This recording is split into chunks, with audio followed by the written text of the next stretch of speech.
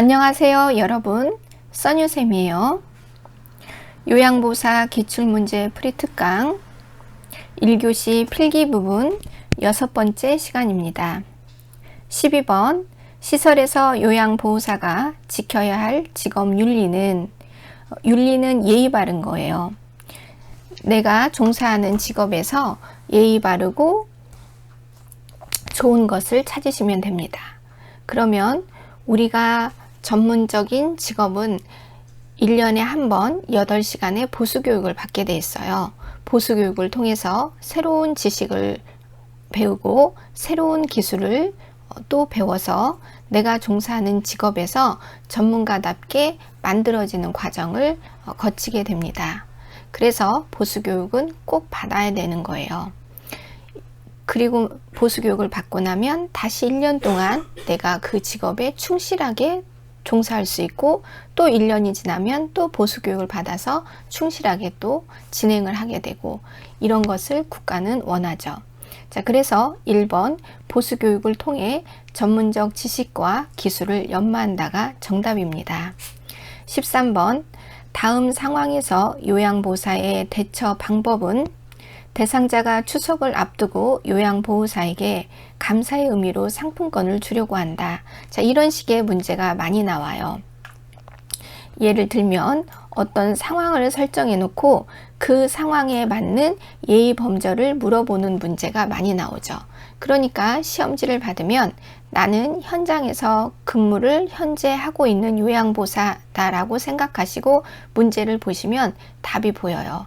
너무 정색을 하면서 거절하는 것도 예의에 어긋나죠. 상대를 기분 나쁘게 하지 않으면서 예의를 지킨 그런 요양보호사 선생님을 찾으시면 정답이에요. 그래서 3번 이런 것을 받으면 안 돼요. 마음만 받을게요 라고 예의 바르게 말하면 상대도 기분이 나쁘지 않으면서 나도 수준이 이제 올라가게 되겠죠. 그래서 이렇게 예의를 물어보는 식의 문제들이 요즘에는 많이 나오는 추세라고 볼 수가 있어요. 그러니까 우리 요양보호사 선생님들은 시험지를 대할 때 나는 현장에서 현재 근무를 하고 있는 요양보호사다 라고 생각을 하고 나의 서비스를 받는 고객이 누구지? 치매, 중풍, 와상, 노인성 질병, 수발이 필요한 몸이 불편한 분이지? 그러면 어떻게 돌봐야지? 다치지 않게 돌봐야지? 예의를 갖추어서 돌봐야지? 그거를 먼저 생각하시고 시험지를 푸시면 웬만하면 정답이 다 눈에 보이게 되어 있습니다.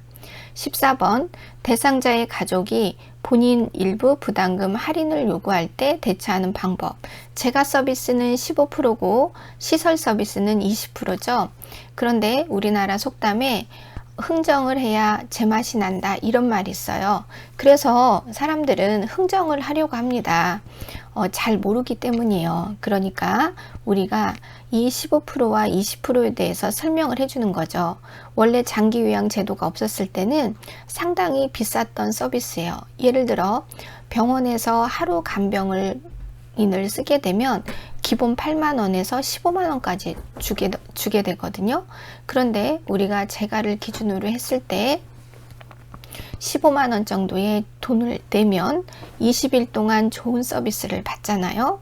그러니까 가격이 저렴한 거예요. 그래서 제주도에서 서울까지 장기 요양이라는 제도 안에 환자의 그 코드를 넣어서 가격을 표준화 틀을 만든 거예요. 저렴한 비용으로 좋은 서비스를 만들 수 있게 만든 제도가 바로 노인 장기 요양 보험 제도라고 할 수 있어요. 그러니까 이 15%와 20%는 국가에 내는 세금이다 라고 설명하시는 게 좋습니다. 그래서 14번 할인을 요구할 때는 3번이죠. 불법 행위 의무로 할인을 할 수 없다고 한다. 그리고 이제 덧붙여서 좋은 설명을 해주시는 거예요. 이해할 수 있도록. 자, 그 다음에 15번 다음과 같은 상황이 발생했을 때 요양보호사에 대처하는 방법은 자, 그러면 대상자 옷을 입은 채 거실 바닥에 소변을 보고 있다. 딸, 아버지 뭐 하시는 거예요? 정말 큰일이네. 치매 증상이 점점 심해져서 얼마나 마음이 아프겠어요? 자, 그러면 치매. 치매란 어리석을 치에 어리석을 매, 풀면 어리석은 사람이다. 사지는 멀쩡하지만 명령을 내리는 중앙센터가 바보가 된 거예요. 도파민이라는 물질이 나오지 않고 뇌세포 사이에 프리온이라는 비정상적인 단백질 덩어리가 꽉 차면서 뇌세포가 위축이 된 거죠. 자, 그러니 생각을 하고 생각을 수행하는 특히 대뇌, 전두엽 부분이 큰 생각을 하는 대뇌 부분이 손상이 점점점 오죠. 그래서 치매는 인지장애가 먼저 시작이 돼요. 그러면서 구별할 수 있는 능력이 감소되죠. 진압력 장애가 오고, 진압력이란 분별력 장애죠.